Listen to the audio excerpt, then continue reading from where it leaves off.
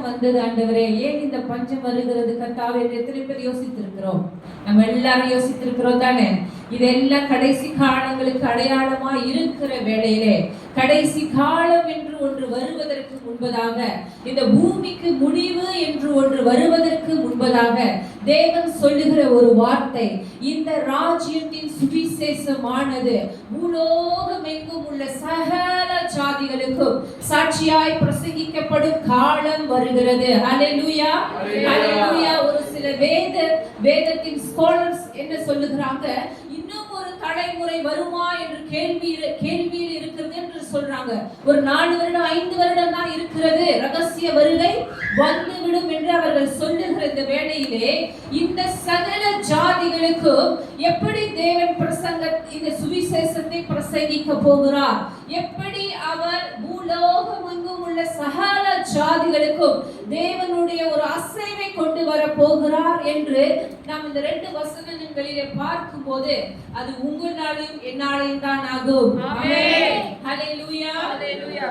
இங்க ஆகாய என்ற புத்தகத்தில் அந்த வசனத்தில் நீங்கள் பார்க்கும்போது, இன்னும் ஒரு தரம் என்று ஆண்டவர் சொல்லுகிறார். அப்படி என்றால் ஏற்கனவே பல முறை அவர் உலகத்திலே அசைய பண்ணும்படிக்கு தேவனுடைய ஆவி ஊற்றப்பட்டிருக்கிறது. அவர் வானத்தை அசைத்திருக்கிறார், பூமியை அசைத்திருக்கிறார், கடலை அசைத்திருக்கிறார், வட்டாந்தரைகளை அசைத்தும் இருக்கிறார். இப்படி நாம் பார்க்கும்போது நம்ம என்ன நினைச்சிட்டோம்? ஆண்டவருடைய ஆவி வானத்துல, பூமியில, வட்டாந்தரையில, கடல்ல ஊற்றப்பட்டதா என்று யோசிக்கும் போது, யோவேலில சொல்லுகிறார், அவர் யார் மீது ஊற்றினாராம்? மாம்சமான யாவர் மேலும் அவருடைய ஆவியை ஊற்றினாராம். ஊழியக்காரர் மேலும் ஊழியக்காரிகள் மேலும் ஊற்றினாராம். குமாரர்கள் குமாரத்திகள் மேல் ஊற்றினாராம். முதியோவர்கள் யாவர் மேலும் ஊற்றும் போது, இதோ உலகத்தின் தேசம் எங்கிலும் கர்த்தருடைய சாட்சி பரவுகிறது. ஹல்லேலூயா. அந்த அசைவை கொண்டு வர போகிறவர் நீங்களும் நானும் தான். ஆமென். இன்னும் ஒரு முறை ஒரு அசைவு இந்த பூமியிலே உருவாக போகிறது என்றால், அது கடைசி காலத்திற்கு முன்பதாக அந்த மிகப்பெரிய அசைவை கொண்டு வர போகிறது நீங்களும் நானும். ஹல்லேலூயா. இதுல நான் இல்ல, இந்த எழுப்புதல் நடக்குமா, இப்படி ஒன்று உண்டா என்று கேள்வி கேட்கிறவர்கள் இருப்பீர்கள். நானும் கேள்வி கேட்டிருக்கிறேன். எழுப்புதல் என்பது சாத்தியமா? சொல்லுங்க. சாத்தியம். இப்போ நமக்கு அநேக வாசல்கள் அடைக்கப்பட்டிருக்கிறது. ஊழியம் செய்ய முடியல, ஆத்ம ஆதாயம் செய்ய முடியல, ஜனங்களுக்கு சுவிசேஷத்தை சொல்ல முடியல, பிரசங்கிக்க முடியல. ஆண்டவரை பற்றி சொன்னாலும் கூட கிருபை வரங்கள் நம்மிடத்துல காரியங்கள் கிரியைகள் செய்யப்படவில்லை என்ற ஒரு சோர்வு நமக்கு இருக்கத்தான் செய்கிறது. இப்படி ஒரு சோர்வு வரும்போது கர்த்தர் சொல்லுகிற எழுப்புதல் சாத்தியமா என்று நாம் யோசிக்கிற வேளையில, நான் இன்னொரு வசனத்தை உங்களுக்கு காண்பிக்க ஆசையா இருக்கிறேன். வாசியுங்கள். ஏசாயா 2வது அதிகாரம் வசனம் 2. கடைசி நாட்களில் கர்த்தருடைய ஆலயமாகிய பர்வதங்களின் கொடுமுடியில் ஸ்தாபிக்கப்பட்டு மலைகளுக்கு மேலாய் உயர்த்தப்படும். எல்லா ஜாதிகளும் அதற்கு ஓடி வருவார்கள். ஹல்லேலூயா. கடைசி நாட்களில் கர்த்தருடைய ஆலயமாகிய பர்வதம். அப்படி என்றால் என்ன? கர்த்தருடைய ஆலயமாகிய சபை. இந்த சபை எதற்கு மேலாக உயர்த்தப்படுமா? பர்வதம் என்றால் என்ன? மலை. உலகத்தில் உள்ள சிகரங்கள், உலகத்தில் உள்ள உயரமான சிகரங்களுக்கு மேலாக கர்த்தருடைய சபையை கர்த்தர் என்ன செய்ய போகிறாரா? என்ன செய்ய போகிறாரா? உயர்த்த போகிறாரா? இப்பொழுது உங்களிடத்துல ஒரு கேள்வி கேட்க விரும்புகிறேன். எல்லா மலை உள்ள இடங்களுக்கு எல்லாம் நீங்க போகும்போது ஒரு காரியத்தை நீங்கள் காண முடியும். அது என்னது? செடி. மலைகள் உள்ள இடங்களிலே விக்கிரக ஆலயங்களை நீங்கள் பார்க்க முடியும். ஒரு மலை கூட மிச்சம் இல்லை. சரியா?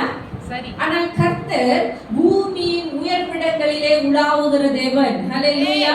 அந்த மலைகளிலே உண்மையாய் உலாவுகிறது யார்? கர்த்தர். வேத வசனத்தின்படி அவர்தான் உலாவுகிறார்.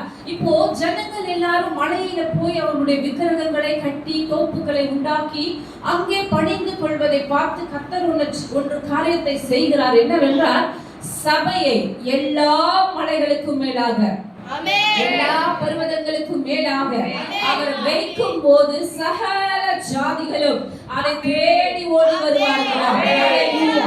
இந்த காரியம் எப்போ நடக்குமா? கடைசி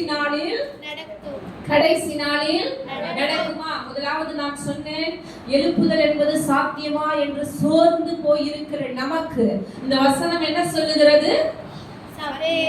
சபையை பர்வதத்திற்கு மேலாக கர்த்தர் உயர்த்தும் போது எழுப்புதல் என்பது சாத்தியம். ஒரு மிகப்பெரிய அசைவு உண்டாக போகிறது. அது உங்கள் ஆலயத்தை அசைக்க போகிறது, உங்கள் தெருக்களை அசைக்க போகிறது, உங்கள் தேசம் அதற்குள் அசைக்கப்பட்டு போகும். இந்த உலகம் எங்கும் அந்த எழுப்புதல் தீ பரவ போகிறது. ஹalleluya.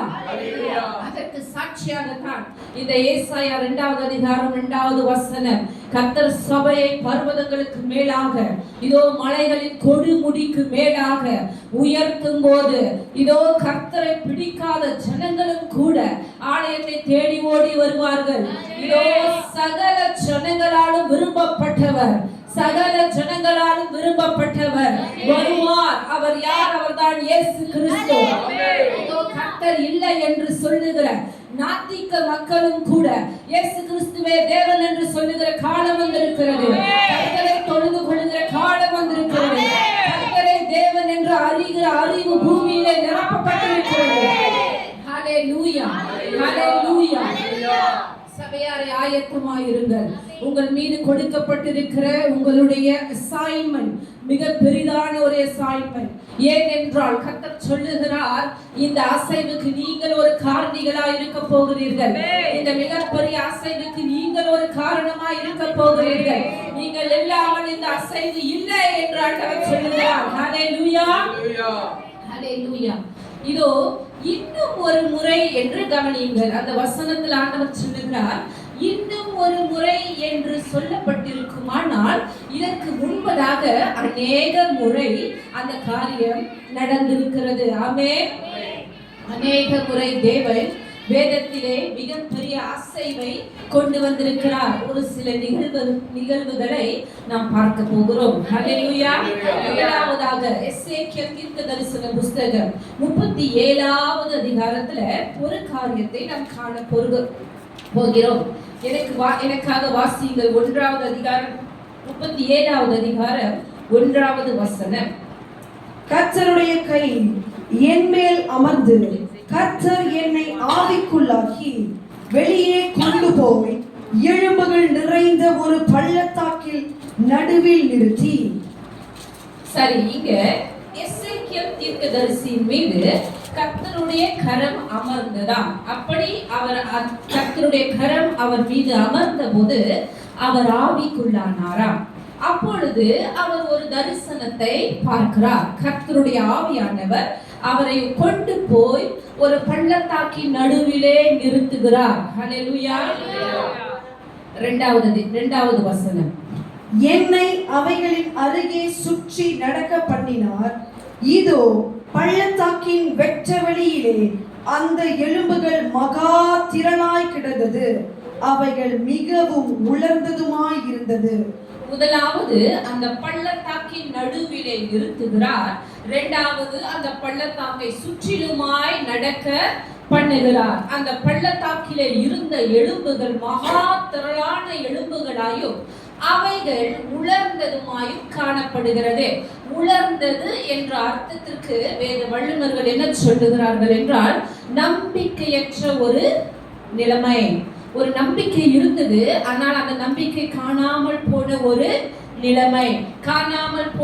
நிலைமை. இனி அது நடக்குமா என்று கேள்விக்குறியை இந்த உலர்ந்த எலும்புகள் காட்டுகின்றன. 3வது வசனம். அவர் என்னை நோக்கி, மனுபுத்திரனே, இந்த எலும்புகள் உயிரடையுமா என்று கேட்டார்.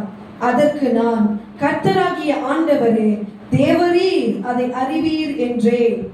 இந்த வசனத்தின்படி எசேக்கியேல் மிகவும் அருமையான ஒரு பதிலை கர்த்தரிடத்துல சொல்லியிருக்கார். ஆமென். உங்களையும் என்னையும் கேட்டா என்ன சொல்லுவோம்? வராது. கரெக்ட். பார்த்துட்டு சுத்தி முத்தி பார்த்து என்ன சொல்லிருப்போம்? கண்டிப்பா வாய்ப்பே இல்லை ஆண்டவரே. இப்ப இருக்கிற சூழ்நிலையில அது அறவே வாய்ப்பே இல்லைன்னா சொல்லிருப்போம். ஆனா எசேக்கியேல் பேசுகிறது கர்த்தர் அல்லவா. எசேக்கியேல் பதில் கொடுக்கும்போது மிகவும் கவனமாய் பதில் கொடுக்கிறார். இப்படி சொன்னாலும் நஷ்டம், அப்படி சொன்னாலும் நஷ்டம், ரெண்டுமே நமக்கு தான் நஷ்டம் என்று தெரிந்து கொண்டு எசேக்கியேல் என்ன சொல்லுகிறார்? கர்த்தர் நீர் அறிவீர், இவைகள் உயிரடையுமா என்பதை நீர் அறிவீர் என்று ஆண்டவர் பக்கமே திருப்பி விட்டார். ஹல்லேலூயா. இந்த எலும்புகள் உயிரடையாது என்று எசேக்கியேல் நினைத்து கொண்டிருந்தாராம். அப்படி சொல்கிறதற்கு அவருக்கு பயம் இருந்ததாம். அந்த பதிலை சொல்லுகிறதற்கு உயிரடையும் என்று சொன்னால் எங்க நான் பொய் சொல்லிடுவேனோ என்று கூட அவர் பயந்து ஆண்டவரே நீரே அறிவீர் என்று சொல்லிவிட்டாராம். 4வது வசனம். அப்பொழுது அவர், நீ இந்த எலும்புகளை குறித்து தீர்க்க தரிசனம் உரைத்து அவைகளை பார்த்து சொல்ல வேண்டியது என்னவென்றால், உலர்ந்த எலும்புகளே, கர்த்தருடைய வார்த்தையை கேளுங்கள். ஆமென். ஹல்லேலூயா. அந்த உலர்ந்த எலும்புகளை பார்த்து ஆண்டவர் எசேக்கியேல் தீர்க்கதரிசியிடம் சொல்லுகிறார், தீர்க்க தரிசனம் உரை. யாரை பார்த்து சொல்லுகிறார்? எசேக்கியேலே, நீ யாரை பார்த்து சொல்ல வேண்டும் என்று சொல்லுகிறார்? உலர்ந்த எலும்புகளை பார்த்து தீர்க்க தரிசன உரை என்று சொல்லுகிறார்.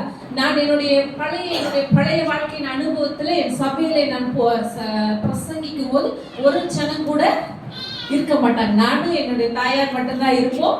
ஒருவேளை இதுதான் அந்த பள்ளத்தாக்கு என்று நினைக்கிறேன். இந்த பள்ளத்தாக்கை பார்த்து ஜீவனற்ற எலும்புகளை பார்த்து ஆண்டவர் சொல்லுகிறார் தீர்க்க தரிசன உரை. அப்படி என்றால் எசேக்கியேலே, நான் சொல்ல வேண்டியவைகளை நீ சொல்லு, உன் வார்த்தை மூலம் அங்கே ஒரு காரியம் நடக்கும் என்று ஆண்டவர் எசேக்கியேலை பார்த்து சொல்லுகிறார். இப்பொழுது எசேக்கியேல் என்ன செய்கிறார்? 4வது வசனம், 5வது வசனம். கர்த்தராகிய ஆண்டவர் இந்த எலும்புகளை நோக்கி, இதோ நான் உங்களுக்குள் ஆவியை பிரவேசிக்க பண்ணுவேன், அப்பொழுது உயிரடைவீர்கள். நான் உங்கள் மேல் நரம்புகளை சேர்த்து உங்கள் மேல் மாம்சத்தை உண்டாக்கி உங்களை தோலினால் மூடி உங்களில் ஆவியை கட்டளையிடுவேன், அப்பொழுது நீங்கள் உயிரடைந்து நான் கர்த்தர் என்று அறிந்து கொள்வீர்கள் என்று உரைக்கிறார் என்று சொல் என்றார். ஆமென். ஆமென். முதலாவதாக தேவனுடைய ஆவியை அவர் அங்கே சொல்லும்படிக்கு கட்டளையிடுகிறார். இந்த ஆவியை எசேக்கியேல் சொன்ன பிற்பாடு அங்கே என்ன நடந்தது என்றால் 8வது வசனம். நான் பார்த்து கொண்டிருக்கையில் 7வது வசனம். எனக்கு கட்டளையிட்டபடியே நான் தீர்க்க தரிசனம் உரைத்தேன். நான் தீர்க்க தரிசனம் உரைக்கையில் ஒரு இரைச்சல் உண்டாயிற்று. இதோ அசை உண்டாகி ஒவ்வொரு எலும்பும் தன் எலும்போடே சேர்ந்து கொண்டது. ஆமென். இதோ எசேக்கியேல் தீர்க்க தரிசனம் உரைக்கிறார். கர்த்தருடைய ஆவி இங்கே வந்து இறங்கட்டும் என்று தீர்க்க தரிசனம் உரைத்த போது ஒரு மகா பெரிய இரைச்சல் அங்கே உண்டானதாம். ஆங்கிலத்தில் வாசிக்கும் போது the rattling sound, அப்படி என்றால் நிறைய காய்ந்து போன இலைகளை நீங்க மிதிச்சா ஒரு மாதிரி சத்தம் உண்டாகுமே, அந்த மாதிரி ஒரு சத்தம் உண்டாகி எலும்புகள் எல்லாம் தன் எலும்புகளோட சேர்ந்து கொண்டதாம். அப்படின்னா ஒரு எலும்பு கூட்டுக்குள் தலை ஒரு பகுதியில, கை ஒரு பகுதியில, கால் ஒரு பகுதியில என்று இருந்திருக்கலாம். ஏனென்றால் இந்த எலும்பு கூடுகள் எத்தனையோ காலங்களுக்கு முன்பாக இறந்து போன மனிதர்கள். அப்ப ரொம்ப நாளைக்கு முன்பாக இறந்தவர்கள் தூசினாலே காற்றினாலே அங்கங்கே பிரிந்து இருந்திருக்கலாம். கர்த்தருடைய ஆவி ஊற்றப்பட்ட போது அவைகள் ஒன்றோடு ஒன்று சேர்ந்து மிகப்பெரிய அசைவு உண்டாகி அவைகள் காலூன்றி நின்றதாம். ஹல்லேலூயா. அடுத்ததாக நான் பார்த்து கொண்டிருக்கையில் இதோ அவைகள் மேல் நரம்புகளும் மாம்சமும் உண்டாயிற்று. மேற்புறமெங்கும் தோலினால் மூடப்பட்டது, ஆனாலும் அவைகளில் ஆவி இல்லாதிருந்தது. அவைகளுக்கு நரம்புகளும் தோலும் சதைகளும் தோலும் உண்டானதாம். நரம்புகளும் வெறும் சதைகளும் மாத்திரம் இருந்திருந்தால், தோலினால் மூடப்படாமல் இருந்தால் ஒரு மனுஷன் பார்க்கிறதற்கு அகோரமாய் இருப்பான். தோல் இல்லாத மனிதர்களை நீங்கள் பார்த்ததுண்டா? இல்லை. போய் பாருங்கள் கூகுள்ல தட்டி. மிகவும் அகோரமான ஒரு தோற்றம். அதனால கர்த்தர் என்ன பண்ணுகிறார்? அழகான தோலினாலே நம்ம எல்லாரையும் மூடி அழகுள்ளவர்களாக இங்க கொண்டு வைத்திருக்கிறார். இதோ அங்க இருந்த உலர்ந்த எலும்புகளுக்கும் தோலை கர்த்தர் கொடுத்திருக்கிறார். ஆமென். இப்பொழுதும் கூட அந்த எலும்புகள் அந்த காலூன்றி நிற்கிறவர்களிடத்துல சுவாசம் இல்லாதிருந்தது. 9வது வசனம். அப்பொழுது அவர் என்னை பார்த்து, நீ ஆவியை நோக்கி தீர்க்க தரிசனம் உரை, மனுபுத்திரனே, நீ தீர்க்க தரிசனம் உரைத்து ஆவியை நோக்கி கர்த்தராகிய ஆண்டவர் உரைக்கிறது என்னவென்றால், ஆவியே, நீ காற்று திசை நான்கிலும் இருந்து வந்து கொடையுண்ட இவர்கள் உயிரடையும்படிக்கு இவர்கள் மேல் ஊது என்கிறார் என்று சொல் என்றார். ஆமென். ஹalleluya. ஹalleluya. இப்பொழுது ஆவியை எங்கிருந்து வருவித்தார்களாம்? 4 திசைகளிலும் இருந்து காற்றை எசேக்கியேல் வரும்படிக்கு கட்டளையிடுகிறார். இந்த 4 திசையிலிருந்தும் காற்றுகள் வந்த போது, அவர்கள் மீது ஊற்றப்பட்ட போது, அவர்கள் சுவாசம் அடைந்தவர்களாக மிகப்பெரிய சேனைகளாக எழும்பி நின்றார்களாம். மிக மிக முக்கியமான ஒரு வசனத்திற்கு வந்திருக்கிறோம். அடுத்ததாக அவர்கள் 10வது வசனம். எனக்கு கற்பிக்கப்பட்டபடி நான் தீர்க்க தரிசனம் உரைத்தேன். அப்பொழுது ஆவி அவர்களுக்குள் பிரவேசிக்க அவர்கள் உயிரடைந்து காலூன்றி மகா பெரிய சேனையாய் நின்றார்கள்.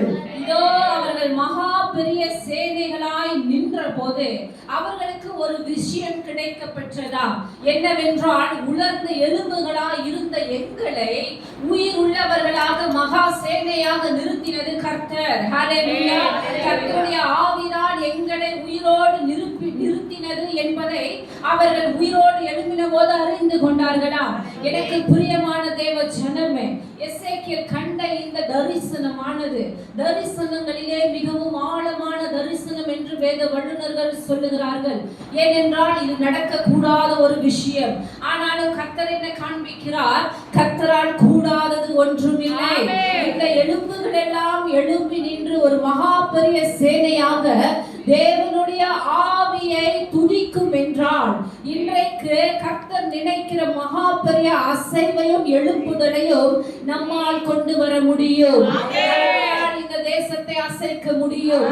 நம்மால் நம்முடைய அண்டை வீட்டுக்காரரை அசைக்க முடியும். இயேசு கிறிஸ்துவை தொழுது கொள்ளுகிற காலம் எங்கும் வரப்போகிறது. கர்த்தரை தொழுது கொள்ளுகிற ஜாதிகள் எல்லா இடத்திலிருந்தும் தோன்றுவார்கள். இனி காலம் செல்லாதபடிக்கு ஆண்டவர் இன்னொரு முறை என்று நமக்கு ஞாபகப்படுத்துகிறார் என்றால் அது இந்த முறைதான் சபையோரே. இதோ இந்த முறைதான் ஆண்டவருடைய ஆவி பலமாய் நம்மிடத்துல இறங்க போகிறது. ஆவி இல்லாத உயிரடையாத இடங்களிலே நாலா திசையில் இருந்தும் தேவாவியானவர் வரப்போகிறார். அவர் வந்து உலர்ந்த எத்தனை எலும்புகளாக இருந்தாலும் அவைகளை உயிரடைய செய்வார்.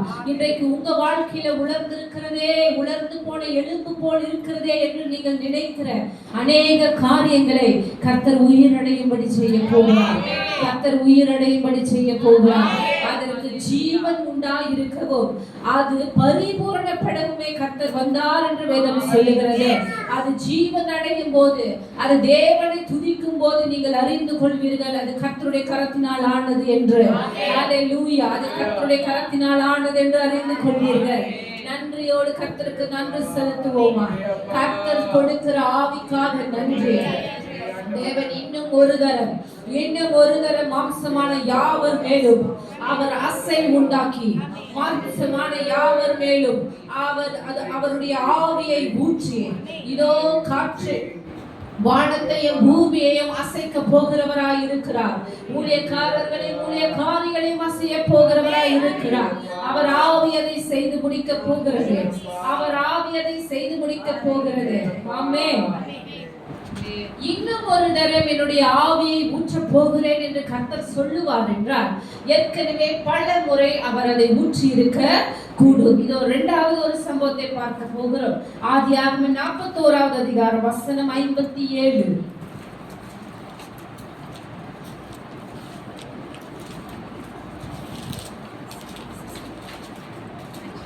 சகல தேசங்களிலும் பஞ்சம் கொடிதாய் இருந்தபடியால் சகல தேசத்தார்களும் யோசேப்பினிடத்தில் தானியம் கொள்ளும்படி எகிப்துக்கு வந்தார்கள். சகல தேசங்களிலும் பஞ்சம் கொடிதாய் இருந்தபடியினால் சகல தேசங்களிலும் இருந்து யோசேப்பினிடத்தில் தானியம் கொள்ளும்படிக்கு எகிப்துக்கு வந்தார்கள். சகல ஜனங்களும் ஒரே ஒரு மனுஷனை தேடி போகிறார்கள். இந்த நிகழ்வுக்கு நேராக இப்பொழுது நம்முடைய வாழ்க்கையிலே நடக்கிற எல்லா டெக்னாலஜி நீங்கள் வைத்து பார்க்கும்போது இந்த நிகழ்வுக்கு நேராக ஒரு ட்ரோன் கேமராவை வைத்துக் கொள்ளுங்கள். மேலிருந்து படம் எடுக்கிற ஒரு ட்ரோன் கேமராவை வைத்துக் கொள்ளுங்கள். சகல தேசத்தாரும் எல்லாரும் ஒரு முழு உலகமும் ஒரு மனுஷனை நோக்கி வருகிறது. எதற்கென்றால் தானியம் கொள்வதற்கென்று. இங்க ஒரு மிகப்பெரிய அசைவை தேவன் கட்டளையிட்டு இருக்கிறார். ஹல்லேலூயா. அந்த ட்ரோன் கேமரால இருந்து நீங்க பாத்தீங்கன்னா எல்லாரும், எல்லா தேசத்தாரும், எல்லா ஜனங்களும் யோசேப்பினிடத்திலே இருக்கிறது என்று சொல்லி தானியத்தை பெற்றுக் கொள்ளும்படி வருகிறார்கள். யோசேப்பு மிக இளைஞனாய் இருக்கும் போதே அவன் ராஜாவாக அந்த இடத்துல மந்திரியாக முடிசூட்டப்பட்டு மிக ஞானமானாய் அவன் காரியங்களை செய்திருக்கிறதுனாலே சகல தேசத்தாரும் அவனை தேடி வந்தார்களாம். அங்கே ஒரு மிகப்பெரிய அசைவை தேவன் கட்டளையிட்டிருக்கிறார். ஹல்லேலூயா. நீங்க இன்னும் கொஞ்சம் இந்த காரியத்தை ஆராய்ந்து பார்க்கும்போது யோசேப்பினிடத்தில் இருந்துதான் சேர்த்து வைக்கிறது எப்படி, தானியங்களை சேர்த்து வைக்கிறது எப்படி கூடாங்கிலே சேர்த்து வைக்கணும் என்று உலகம் முழுவதும் யோசேப்பினிடத்தில் இருந்துதான் கற்றுக்கொண்டார்களாம். ஹல்லேலூயா. இந்த கற்றுக்கொள்ளுதல் இவரிடத்தில் இருந்துதான் வெளிப்பட்டது என்று நான் ஒரு சில புஸ்தகங்களிலே வாசித்திருக்கிறேன். இப்பொழுது சகல தேசத்தாரும் யோசேப்பினிடத்திலே வந்தார்களாம். அப்படி என்றால் அங்கே ஒரு மிகப்பெரிய அசைவை தேவன் கட்டளையிட்டிருக்கிறார். ஹல்லேலூயா. அடுத்ததாக எஸ்தருக்கு எழுதப்பட்ட புஸ்தகம் 8வது அதிகாரம் வசனம் 17.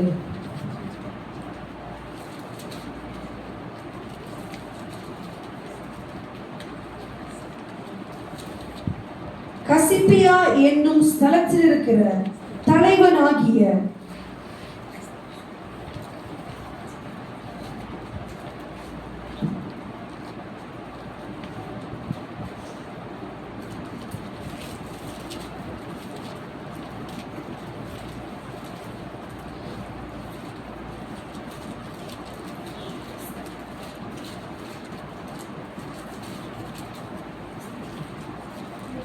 ராஜாவின் வார்த்தையும் அவனுடைய கட்டளையும் போய் சேர்ந்த எல்லா நாடுகளிலும் எல்லா பட்டணங்களிலும் யூதருக்குள்ளே அது மகிழ்ச்சியும் களிப்பும் விருந்துண்டு கொண்டாடும் நல்ல நாளுமா இருந்தது.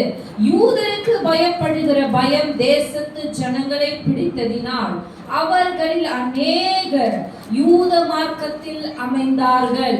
ஆமென். இங்கே நம்ம ஒரு விஷயத்தை, ஒரு பெரிய நிகழ்வை பார்க்கிறோம். அந்த காலத்திலே எஸ்தருடைய புருஷன் அவர்தான் ராஜாவா இருந்தார். எஸ்தர் ராஜாத்தியா இருந்தார்கள்.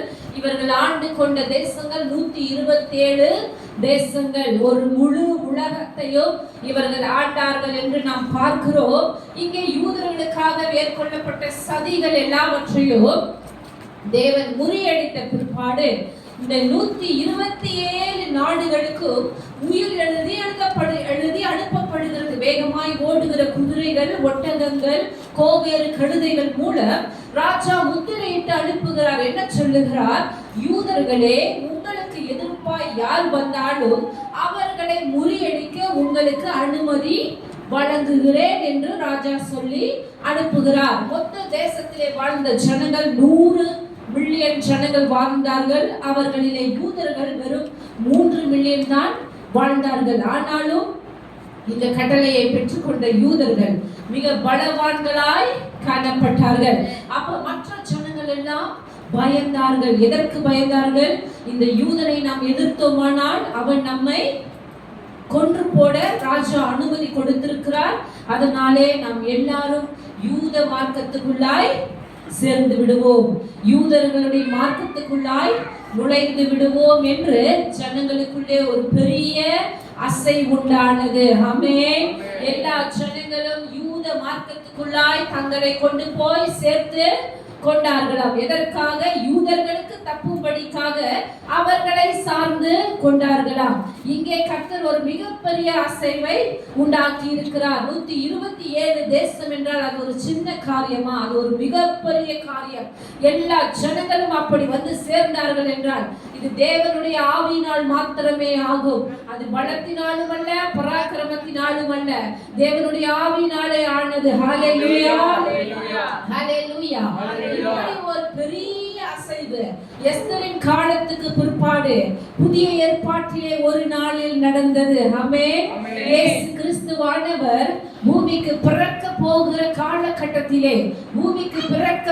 காலகட்டத்திலே யோசேப்பு மரியாளும் நாசரத்திலே இருந்திருக்கிறார்கள். அவர்கள் நாசரத்தில் இருந்து, ஆனால் இயேசு கிறிஸ்துவுக்கு கொடுக்கப்பட்ட தீர்க்க தரிசன வாக்குத்தத்தம் என்னவென்றால் அவர் பெத்லகேமிலே பிறக்க வேண்டும்.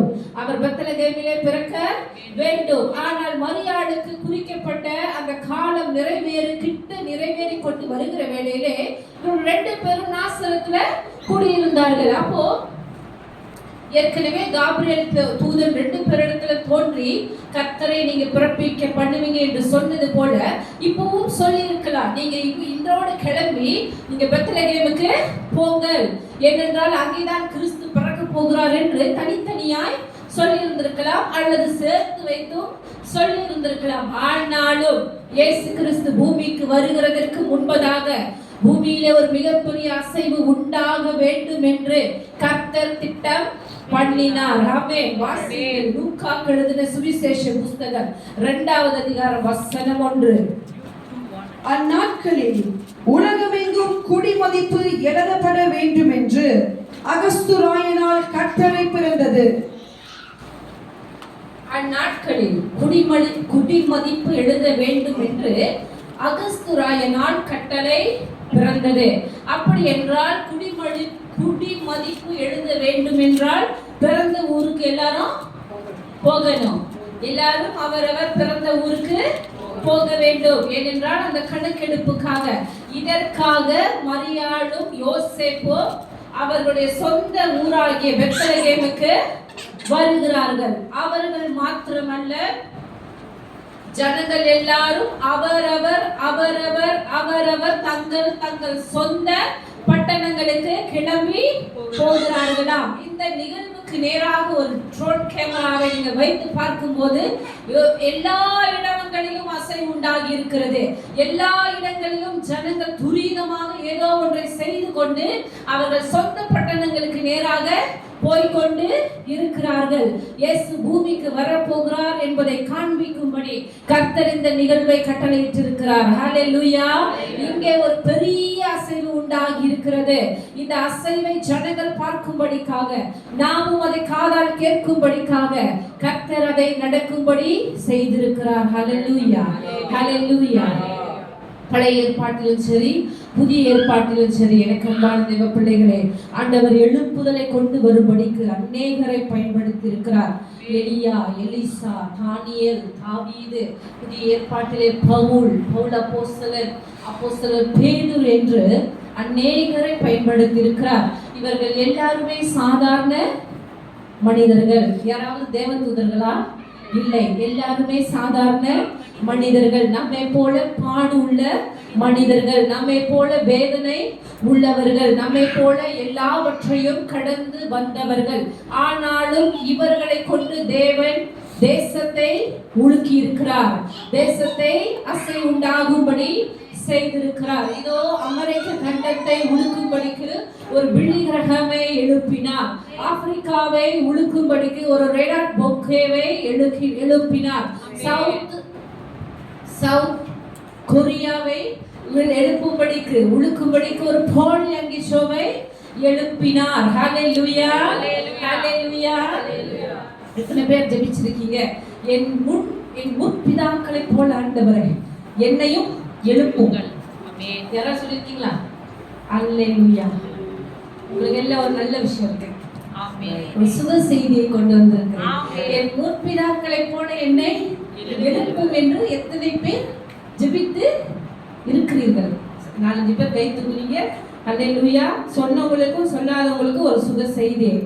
ஆகாய் தீர்க்க தரிசன புஸ்தகம் அதிகாரம் 6 வசனம் 9.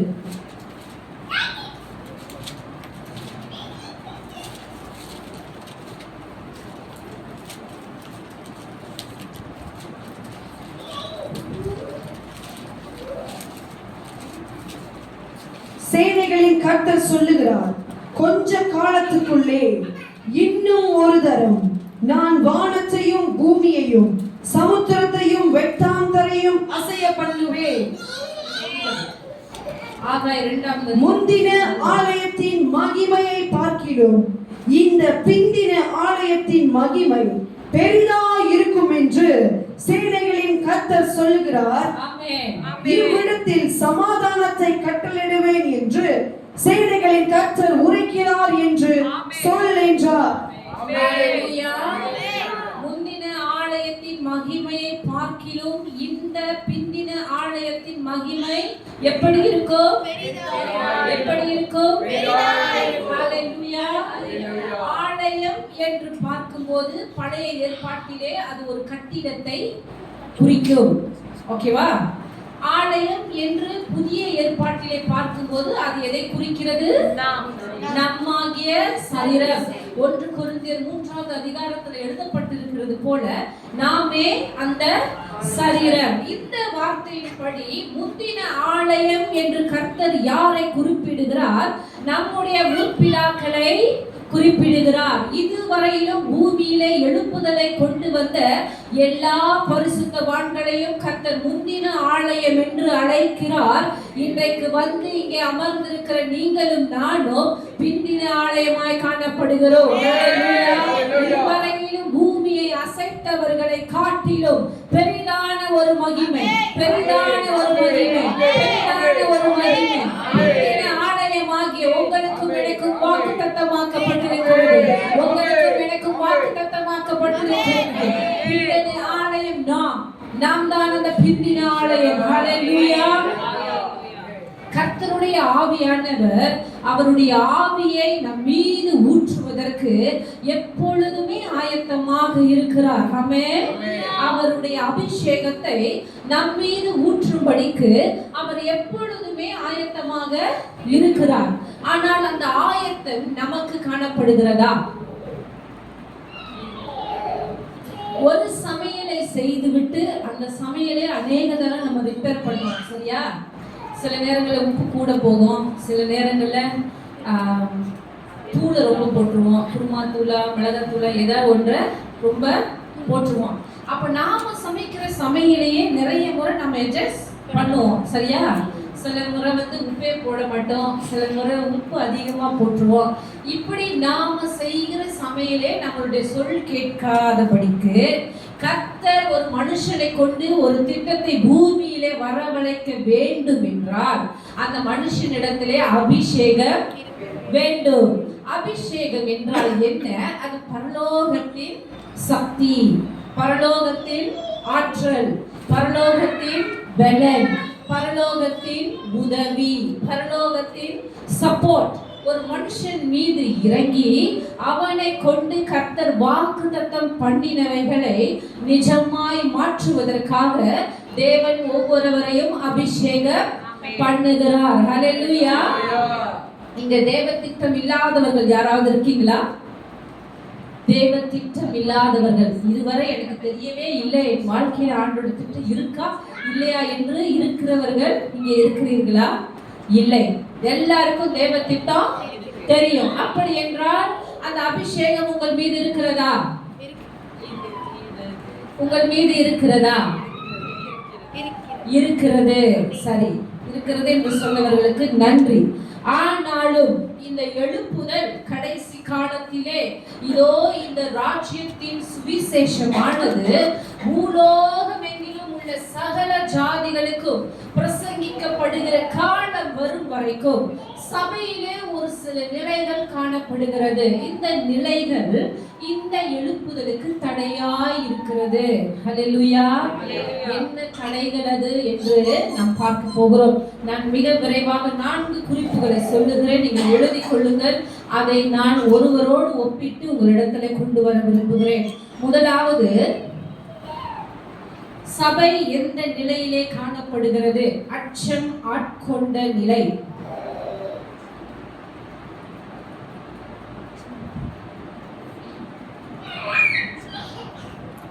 அச்சம் ஆட்கொண்ட நிலை. இரண்டாவது, அறைக்குள் புதையுண்ட நிலை.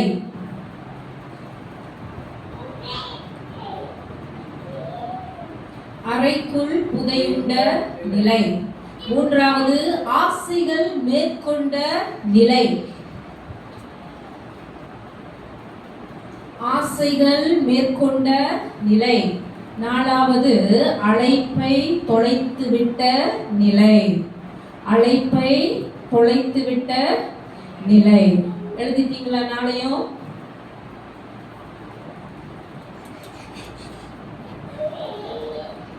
அச்சம் ஆட்கொண்ட நிலை, அறைக்குள் புதைந்துவிட்ட நிலை, ஆசைகள் மேற்கொண்ட நிலை, அழைப்பை தொலைத்துவிட்ட நிலை.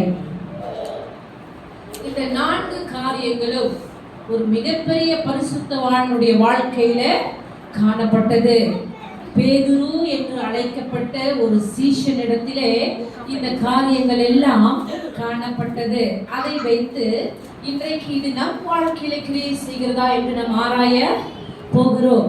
பேதுரு அல்லது சீமோன் என்று அழைக்கப்பட்டவர் சீஷர்களிலே முதலாவதாக தேவனால் தெரிந்து கொள்ளப்பட்டவர். சீமோன், என் பின்னாலே வா, உன்னை மனுஷர்களை பிடிக்கிறவராக்குவேன் என்று கர்த்தர் வாக்கு கொடுத்தார். பேதுரு என்று காணப்படுகிற இவர் ஆண்டவரோடு கூட 3.5 வருடங்கள் சம்பாஷித்துக் கொண்டவராய் இருந்தார். கர்த்தர் நடந்த இடங்களில் எல்லாம் பேதுருவும் கூட நடந்தார். ஆண்டவர் செய்த அநேக அற்புத அடையாளங்களை கண்ணால் கண்டவர் இந்த பேதுரு. கர்த்தர் ஒருவர் கடலிலே நடந்தது மாத்திரமல்ல, ஆண்டவரே நானும் நடக்க வேண்டும் என்று சொல்லி மனிதர்கள் மத்தியில முதலாவது ஒரே மனுஷனாய் நடந்து காட்டினவர் பேதுரு. ஆண்டவர் அப்பம் பிற்கும் போதெல்லாம் ஆண்டவரோடு கூட இருந்தவர். கர்த்தர் உறங்கும் போது அவரோடு கூட இருந்தவர். அவர் எழுந்த போதும் அவரோடு கூட நடந்தவர். அநேக ஜனங்களுக்கு தேவன் வார்த்தையை பகிர்ந்து கொடுக்கும் போது கூடவே இருந்து ஊழியம் செய்த இந்த பேதுரு.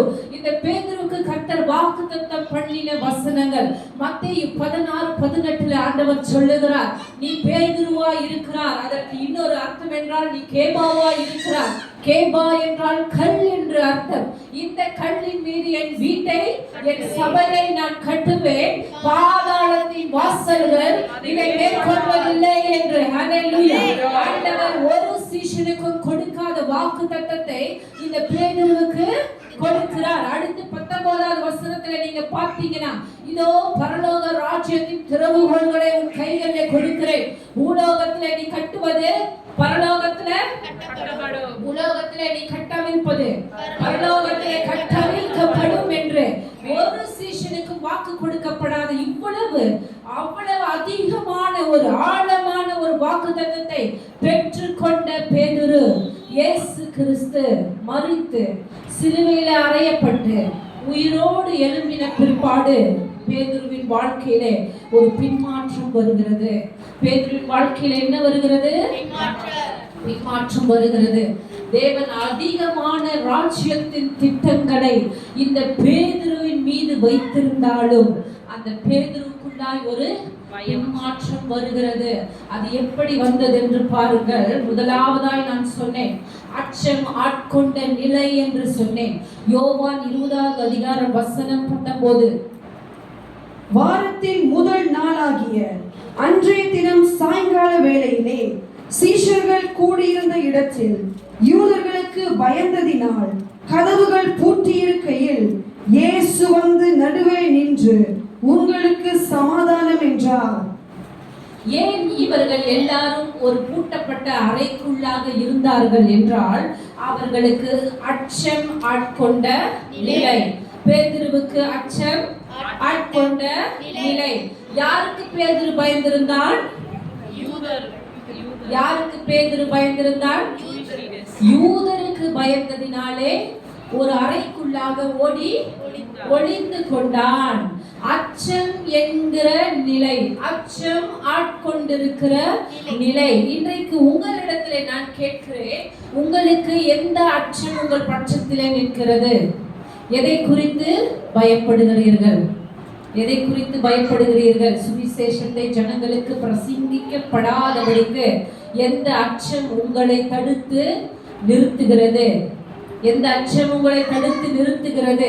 அதிகாரங்களுக்கு பயப்படுகிறீர்களா? அதிகாரிகளுக்கு பயப்படுகிறீர்களா? உங்கள் சொந்தக்காரர்களுக்கு பயப்படுகிறீர்களா? அக்கா, தங்கச்சி, அண்ணன், தம்பி என்று உறவினர்களுக்கு நீங்கள் பயந்து அச்சம் ஆட்கொண்ட நிலைமையில இருக்கிறீர்களா? ஒரே அமைதி, யாருக்குமே அச்சம் இல்லை. அப்படியா? எல்லாரும் தைரியமா இருக்கணும்னு சொல்றீங்களா? ஹல்லேலூயா. கிதியோன் இடத்துல ஆண்டவர் பார்த்து சொன்னார், கிதியோனே, உன் ராணுவத்துல, உன் ராணுவ சேனையில, உன் ராணுவ கூட்டத்திலே அச்சம் என்கிற, பயம் என்கிற ஒரு உணர்ச்சி இருக்கிறதை நான் காண்கிறேன். ஆமென். 32,000 ராணுவ வீரர்கள் இருந்தார்கள். எத்தனை பேர்? 32,000 ராணுவ வீரர்கள் இருந்தார்கள். ஆண்டவர் சொன்னார், பயப்படுகிறவர்களை வீட்டுக்கு போக சொல். கிதியோன் சொன்ன போது எத்தனை பேர் போனார்கள்? 22,000 பேர் போனார்கள். Thank you very much. அப்ப மீதி இருந்தவர்கள் எத்தனை பேர்? 10,000 பேர். 22,000 பேருக்கு பயம். எதை குறித்த பயம்? எதிராளியை குறித்த பயம். ஏன் அந்த பயம் அவர்களுக்குள்ளாய் வந்தது? அவர்கள் போர் வீரர்கள் தானே, போருக்காக ஆயத்தப்படுத்தப்பட்டவர்கள் தானே, வாழ்வீச்சு தெரிந்தவர்கள் தானே. ஏன் பயந்தார்கள்? அச்சம் மேற்கொண்டது. ஹல்லேலூயா. போர் வீரர்களை கண்டால் பயம், எதிராளியை கண்டால் பயம், எதிராளியின் குதிரைகளை கண்டால் பயம், எதிராளியின் எக்கால சத்தத்தை கேட்டால் பயம், அவருடைய குதிரைகளுடைய குளம்புகளின் சத்தத்தை கேட்டால் ஐயோ செத்து விடுவேன் என்கிற பயம். இந்த யுத்த வீரர்களை ஆட்கொண்டதினாலே நான் வாழணும், என் குடும்பம் வாழணும், என் பிள்ளைகள் வாழணும், என் வீடு நன்றாயிருக்கணும் என்று சொல்லி வீட்டிற்கு போனார்கள். எனக்கு பிரியமானவர்களே, பயப்படுகிறவனை வைத்துக் கொண்டு கர்த்தர் ஒன்றையும் செய்ய முடியவே முடியாது. இந்த 22 பேரும் 22,000 பேர் போருக்கு போயிருந்தால் என்ன நடந்திருக்கும்? இவர்களும் செத்து போயிருப்பாங்க, எதிராளிகள் வென்றிருப்பார்கள். சரியா? ஒரு போர் வீரனுக்கு மிக முக்கியமானது என்ன? தைரியம். ஹல்லேலூயா. ஹல்லேலூயா. நான் ஒரு சின்ன பையன் ஒருத்தர் கிட்ட வந்து சொன்னா, அவன் அத்தைன்னு கூப்பிடுதும், அத்தை நான் போலீஸ் ஆக விரும்புறேன் அப்படின்னு சொன்னான். அப்ப நான் அவன்கிட்ட கேட்டேன், போலீஸ் ஆகிறதுக்கு என்ன வேணும் உனக்குன்னு நான் நினைத்தேன். அவன் கன் இருக்கணும் அப்படின்னு சொல்லுவானே, அவன் என்ன சொன்னா, தைரியம் இருக்கணும். ஹல்லேலூயா. ஒரு சின்ன பையனுக்கு தெரிகிறது தைரியம் இருந்தால்தான் சாதிக்க முடியும். அதனாலதான் கர்த்தர் நம்மிடத்துல பயம் என்கிற ஆவியை கொடாமல் அப்பா பிதாவே என்று அவரை நோக்கி கூப்பிடுகிற புத்திர சுவிகாரத்தின் ஆவியையே கொடுத்திருக்கிறார். பயப்படுகிறவனால் ஒன்றும் செய்ய முடியாது. நான் சொல்லுகிறேன் என்னுடைய தேவ பிள்ளைகளே, நீங்கள் விரும்பினாலும் விரும்பாவிட்டாலும் உங்கள் எதிராளியை நீங்கள் சந்தித்துதான் ஆக வேண்டும். ஆமென். நீங்கள் விரும்பினாலும் விரும்பாவிட்டாலும் கண்ணுக்கு எதிராக உங்கள் எதிராளியை நீங்கள் சந்திக்காத வரை நீங்கள் பயம் உள்ளவர்கள் என்றே காணப்படுவீர்கள். ஆனால் உங்கள் கண்களுக்கு முன்பாக உங்கள் எதிராளியை நீங்கள் சந்திக்கும் போது கர்த்தர் உங்கள் பட்சத்திலே நிற்பார். அவர் உங்களுக்கு பேக்காப்பாக நிற்பார். எதிராளிகளை முறியடிக்க ஓட தள்ளுகிறவர் அவர்தான். யுத்தத்தை அதனுடைய வாசல் வரைக்கும் திருப்புகிறவர்கள் நீங்களும் நானும். அதனாலே பேதுருவை ஆட்கொண்ட அந்த அச்சம் நம்முடைய வாழ்க்கையில இருந்தால் இந்த எழுப்புதலுக்கு நாம் தான் பெரிய தடையாக இருக்க போகிறோம். சில பேர் சொல்றீங்க, இனி இந்த அச்சம் எனக்கு இருக்காது, இனி நான் பயப்பட போவதில்லை.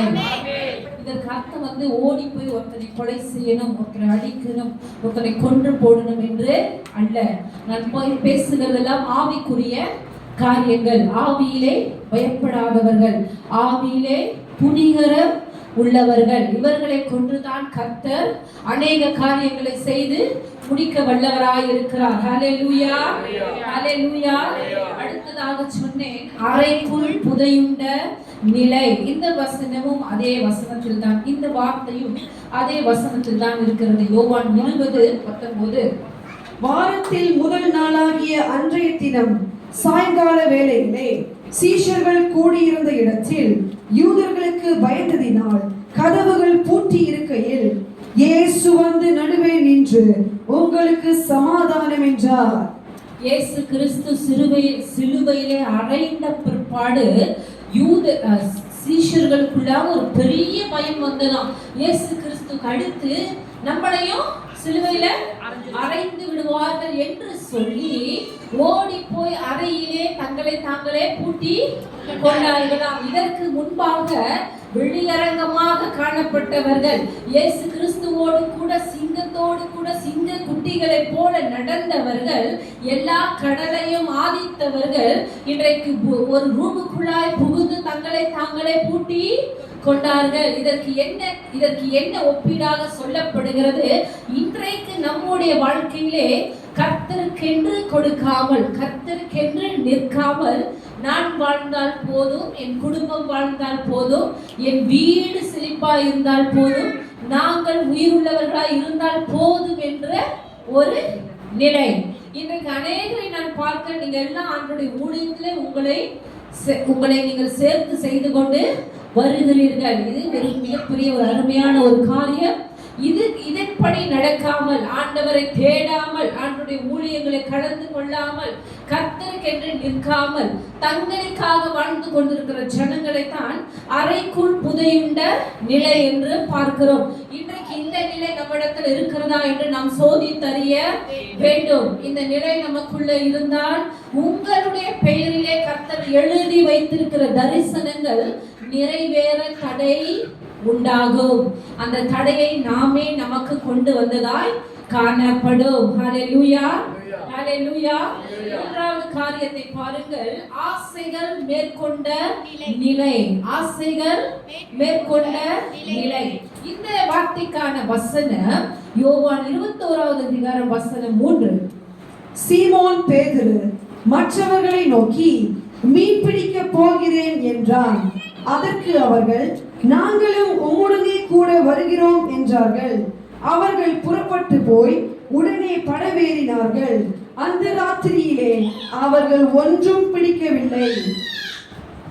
பேதுரு என்ன சொல்லுகிறான்? அந்த சீஷர் எல்லாத்தையும் பார்த்து என்ன சொல்றார்? மீன் பிடிக்க. ஏனென்றால் அது ஆதி தொழில். எப்படி சொல்லுங்க பாப்போம்? அந்த ஆதி தொழிலுக்கு நான் மீண்டும் போகிறேன். நான் மீன் பிடிக்க போகிறேன். ஏன்னா மீன் பிடிச்சாதான் மீனை விற்க முடியும். அந்த மீன்ல இருந்து காசு வரும். நல்ல சட்ட சுவர் வாங்க முடியும். நல்ல சாப்பாடு வாங்க முடியும். வேற குடும்பத்தை பார்க்க முடியும். அப்ப இதெல்லாம் செய்யக்கூடாதா பாஸ்டர், இவாஞ்சலிஸ்ட் அப்படின்னு நீங்க என்ன கேட்கலாம். அதற்கும் ஒரு பதில் என்னிடத்துல உண்டு. இந்த ஆசைகள் மேற்கொண்ட நிலை பேதுருவுக்கு காணப்படுகிறது. இந்த பேதுரு யார்? கர்த்தருடைய மிக மகா பெரிய சிஷ்யன். இந்த பேதுருவினுடைய பிரசங்கத்தினாலே முதலாவது 3000 பேர் ரட்சிக்கப்பட இருக்கிறார்கள். இரண்டாவது 5000 பேர் ரட்சிக்கப்பட இருக்கிறார்கள். சப்பானிகளை நடக்க வைக்க பேதுரு, மரித்தவர்களை உயிரோடு எழுப்ப போகிற இந்த பேதுரு, இவனுடைய நிழல் பட்டு ஜனங்கள் சொஸ்தமாக போகிற இந்த பேதுரு சொல்லுகிறார், நான் மீன் பிடிக்க போகிறேன். எவ்வளவு பெரிய ஒரு பின்மாற்றம், எவ்வளவு பெரிய ஒரு பின்மாற்றத்தின் ஆவி. கர்த்தர் உயிரோடு எழுந்து 40 நாட்கள் கூட ஆகவில்லை. அவர் பரமேறி கூட போகவில்லை. அதற்குள்ளாக பேதுருவுக்குள் வந்த அவருடைய மந்த ஆவிக்குள்ளாக வந்த ஒரு பின்மாற்றத்தின் ஆவி. இதுதான் அந்த ஜனங்களை, அவனோடு கூட சில சீஷர்களும் புறப்பட்டு போனாங்களாம். இப்போ பேதுரு தான் அவங்களுக்கு கிறிஸ்துவை போல காணப்பட்டிருக்கிறார் என்று நான் யோசிக்கிறேன். அதுல அந்த வசனத்துல கடைசியா என்ன போட்டிருப்பாங்க பாருங்க, அவர்கள் மீன் பிடித்து ஒன்றும். எவ்வளவு ஒரு சேடான ஒரு விஷயம். கர்த்தர் படங்கள் இல்லைன்னா மீன் கூட அம்படல. எப்படி? மீன் கூட அம்படவில்லை. அடுத்து 4வதாக அழைப்பை தொலைத்து விட்ட நிலை. பேதுரு, உன் மேலே நாளையும் கட்டுவேன், நீ கேபா எனப்படுவாய். இந்த ஆலயத்தின் இந்த சபையை நான் கட்டும் போது பாதாளத்தின் வாசல்கள் அப்படின்னா பாதாளத்துக்கு ஒரு வாசல் அல்ல, அநேக வாசல்கள், எந்த வாசலும் உன்னை மேற்கொள்ள முடியாது. இந்த கல்லின் மேல் விழுகிறவன் நொறுங்கி போவான், இந்த கல் யார் மீது விழுகிறதோ அவன் நொறுங்கி போவான். இப்பேற்பட்ட வாக்குத்தத்தங்களை பெற்ற பேதுரு அடைப்பை தொலைத்து விட்டு மீன் படகுல ஏறி நின்று மீன் பிடித்து கொண்டு இருக்கிறார். இந்த இந்த இந்த காரியங்களை நான் தியானிக்கும் போது என்னை ரொம்ப என்னுடைய இருதயத்தை உடைத்த ஒரு விஷயம். யோவான் 21வது அதிகாரம் வசனம் 4. விடியற் காலமான போது இயேசு கரையிலே நின்றார். போதும். இவங்க எங்க போய் நின்று படகுல ஏறி நின்று மீன் பிடிச்சிட்டு இருந்தாங்களோ அந்த கரையோரத்துல வந்து கர்த்தர் நின்றார். அவர் அங்க என்ன செய்து கொண்டிருக்கிறார்?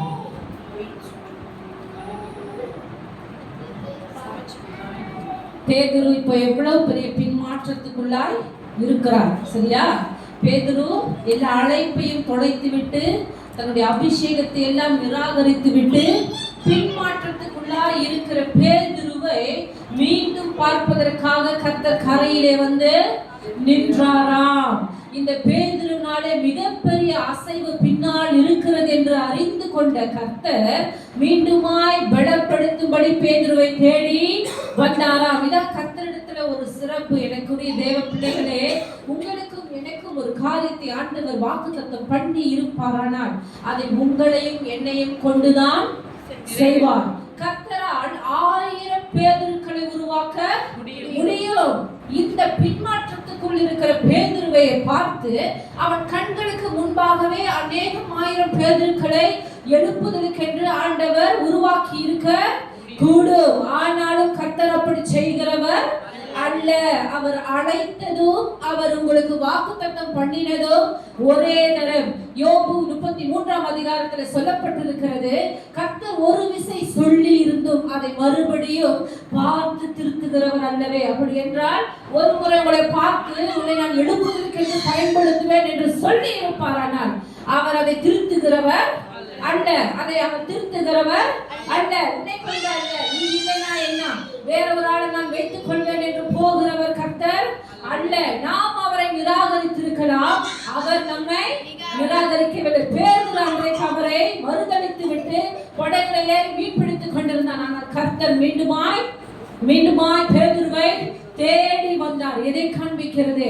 நம்முடைய பாவ வாழ்க்கையிலும் ஆண்டவரை மறந்து போன நிலைமையிலும் கர்த்தர் நம்மை மறக்காமல் மீண்டும் நம் பட்சத்திலே வந்து நிற்கிறார். என் மகனே, என் மகளே, நான் உனக்கு வாக்குத்தத்தம் பண்ணினவைகளை நான் நினைவு கூறுகிறேன். நீ மறந்திருந்தாலும் நான் நினைவு கூறுகிறேன். நீ என்னை நிராகரித்திருந்தாலும் நான் உன்னை நிராகரிப்பதில்லை. நீ என்னை அப்புறமாய் தள்ளி இருந்தாலும் நான் உன்னை தள்ளவில்லை என்று என்பதை காண்பிப்பதற்காக கர்த்தராகிய இயேசு கிறிஸ்து கரையோரத்திலே வந்து நிற்கிறார். ஹல்லேலூயா. அப்ப அவர் சொல்றார், இவ்வளோ நேரம் கஷ்டப்பட்டு மீன் பிடிக்கிறீங்க, நான் ஒரு இடத்த சொல்றாங்க, வலைய போடுங்க. 153 பெரிய மீன்கள் அகப்பட்டு கொண்டதாம். ஹல்லேலூயா. அப்புறம் அப்ப சுட்டாரா, மீன் பொறிச்சாரா கடலோரத்துல, அதெல்லாம் விட்டுடுவோம். இன்றைக்கு இயேசு கிறிஸ்து விடிய காலமான போது எப்படி கரையிலே மீண்டும் வந்து நின்றார். இவர்கள் அறைக்குள்ளாய் பூட்டப்பட்டிருந்த போதும் கூட அறைக்குள்ளாய் கர்த்தர் வந்து நின்று சமாதானம் என்று சொல்லி பேதுருவை அங்கே அவர் பலப்படுத்துகிறார். அது மாத்திரமல்ல, இந்த விடிய காலத்திலும் கரையிலும் கூட கர்த்தர் வந்து நின்று பேதுருவை பலப்படுத்துகிறார். இன்றைக்கு நம்முடைய அநேக நேரங்களிலே நாம் இப்படிதான் இருக்கிறோம். ஆண்டவர் நமக்கு கொடுத்த வாக்குத்தத்தம் வேறு, நாம் செய்து கொண்டிருக்கிறது வேறு. உன்னை கொண்டு அநேகரை விடுதலை ஆக்குவேன் என்று கர்த்தர் சொன்னார். உன்னை கொண்டுதான் விடுதலை ஆக்குவார்.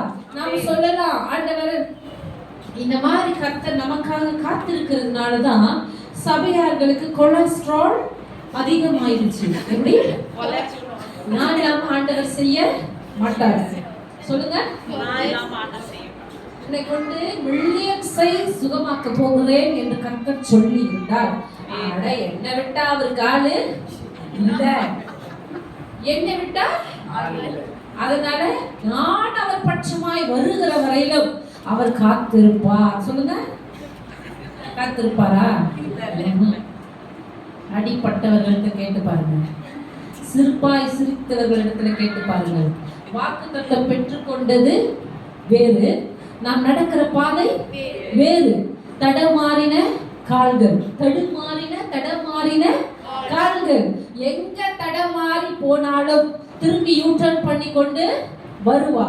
எவ்வளவு நாட்கள் ஆனாலும் அடி உதைத்தாலும் உயிர் போகாதபடி காத்து மீண்டும் கொண்டு வருவார். சிரிப்பாய் சிரித்து நீங்கள் மீண்டும் வந்து நானும் வந்து சேருவோம். எப்படி வந்து சேருவோம்? அதனாலே கொடுக்கப்பட்ட வாக்குத்தத்தத்திலே நம்முடைய பாதைகளும் நம்முடைய பாத சுவடுகளும் இருக்கும் என்றால் கடைசி காலத்துக்குள்ளாக மிகப்பெரிய ஒரு அசைவு தேசத்துல இருக்கிறது.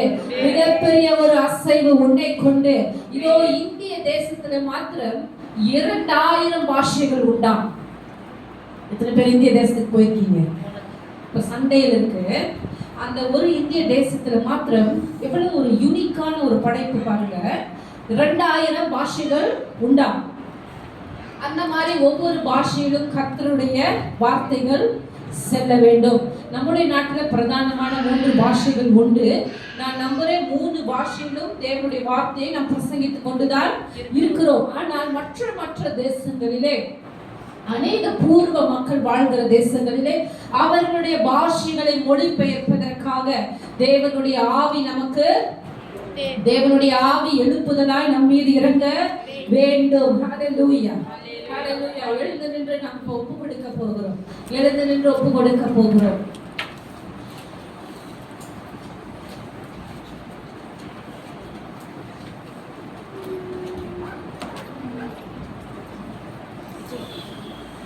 Hallelujah. Hallelujah.